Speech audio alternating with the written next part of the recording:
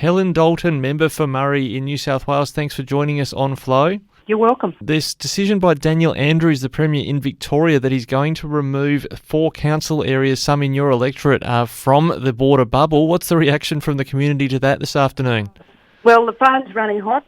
This is a very, very upsetting decision. So given that there have been no cases of COVID-19 in Hay or Murrumbidgee for more than a year, so these communities are highly dependent on Victoria, and our lives have been intertwined for a century.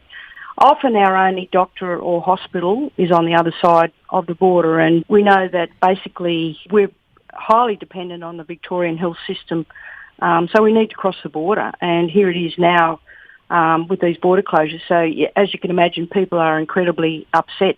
We keep hearing that we need to work together, but we keep shutting the state borders and throwing regional communities under a bus.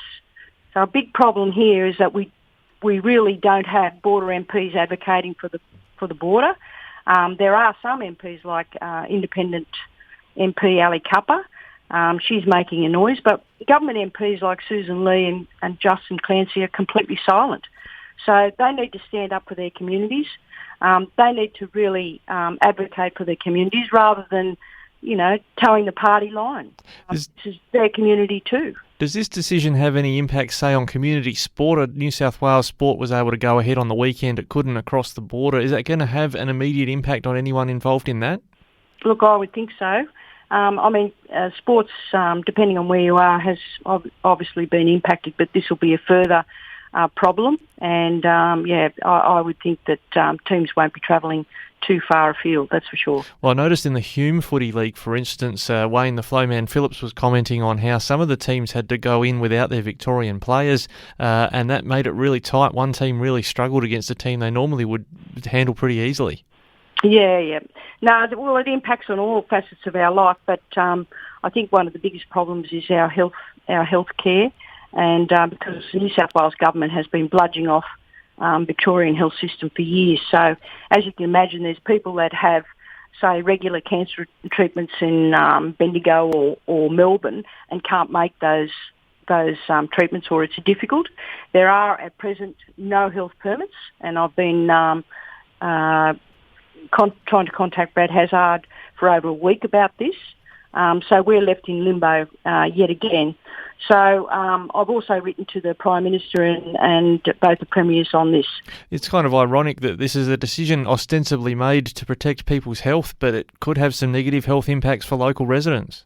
Oh, it's got massive impacts on our health, particularly our mental health. We really need consistent rules across the states. We need them clear and concise. We need protection and compensation for border communities. I don't know how much more they can take of this, given that we have no cases. If Gladys Berejiklian had not dithered around and actually had locked down Sydney when it first appeared, the Delta strain, we wouldn't be in this position now. Now, you mentioned Sussan Ley in your comments about border MPs. We talked a while back about how you were contemplating the possibility of having a look at federal politics and maybe running against her. Has there been any developments on that front? You were going to take some soundings on that, I believe. Yeah, I haven't done the soundings as yet, but I've certainly been talking about it. Never say never. And I've given the debacle with the Great Barrier Reef and Sussan Ley's obviously neglect of that or whatever's happening with the Barrier Reef. I think that I think the time might be right to throw my hat into the ring. And your position just on the Barrier Reef, you're disappointed that UNESCO has pushed it back, its decision to put it into an endangered or at-risk category. That's what they decided. They're giving the federal government another 8 months.